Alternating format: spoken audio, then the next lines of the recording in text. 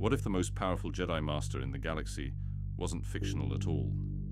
What if George Lucas reached back 2,500 years to an ancient Chinese philosopher and encoded his entire teaching into a little green creature who speaks in riddles? Yoda isn't just a character. He's a Taoist sage, and once you see it, you cannot unsee it. In 400 BC, a man named Lao Tzu wrote 81 verses that would become one of the most translated books in human history, the Tao Te Ching, the Book of the Way. And the opening line reads, "The Tao that can be named is not the eternal Tao." Now listen to Yoda. Difficult to see, always in motion is the future. The Force, like the Tao, cannot be grasped with the mind. It can only be felt, surrendered to, moved through. George Lucas has said in multiple interviews that he was directly influenced by Eastern philosophy, particularly Taoism and the work of Joseph Campbell, when creating Star Wars. The Force isn't just a plot device, it's the Tao with a lightsaber. Both are described as invisible yet omnipresent, the source of all life, something you align with, not control. Lao Tzu wrote, "The Tao does not act, yet nothing is left undone." Sound familiar? That is the Force. The most misunderstood concept in Taoism is Wu Wei. People translate it as non-action and immediately dismiss it. Do nothing? That sounds like laziness. But Wu Wei doesn't mean doing nothing. It means doing without forcing, acting without ego, moving in harmony with what is, not what you want it to be. Watch Yoda fight Count Dooku in Episode 2.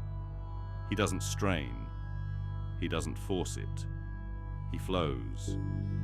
Watch Luke try to lift his X-Wing from the swamp. He forces it.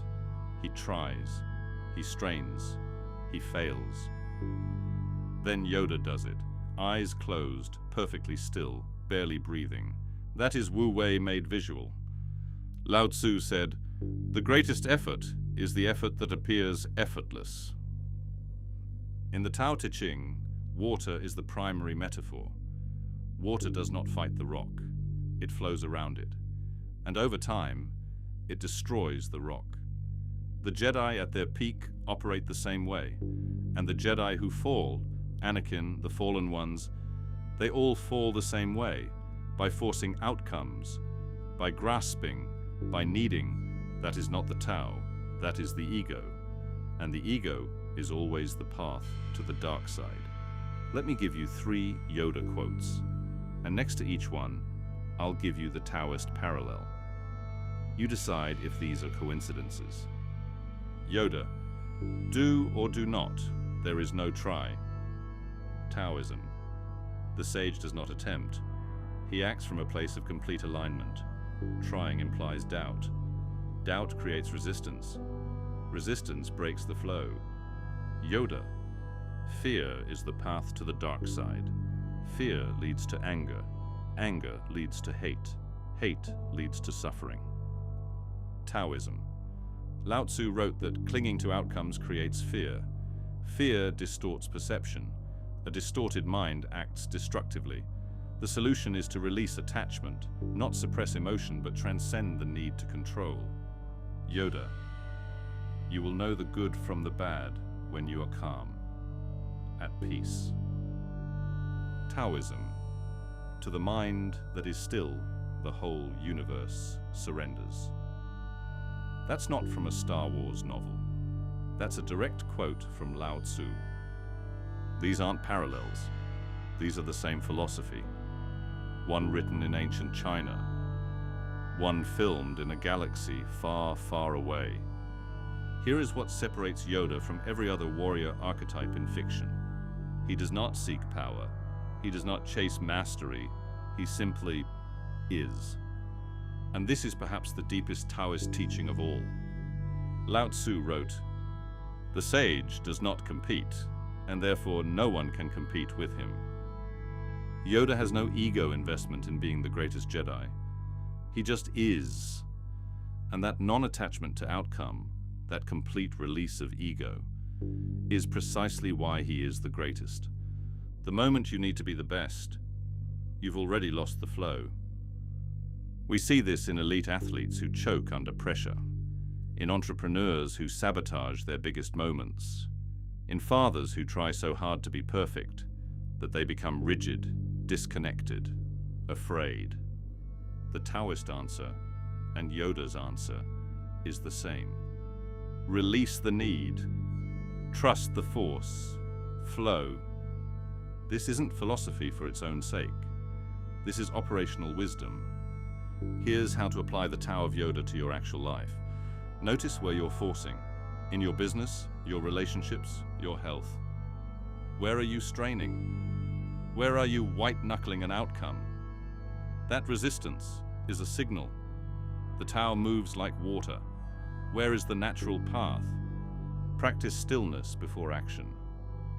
Yoda meditates. The Tao Te Ching is filled with verses about returning to stillness as the source of power. Before your next big decision, pause. Not for minutes, for seconds. Let the noise settle, then act. Stop performing strength. The men who need to appear strong are the weakest in the room. True strength in Taoism and in Yoda is soft, receptive, secure.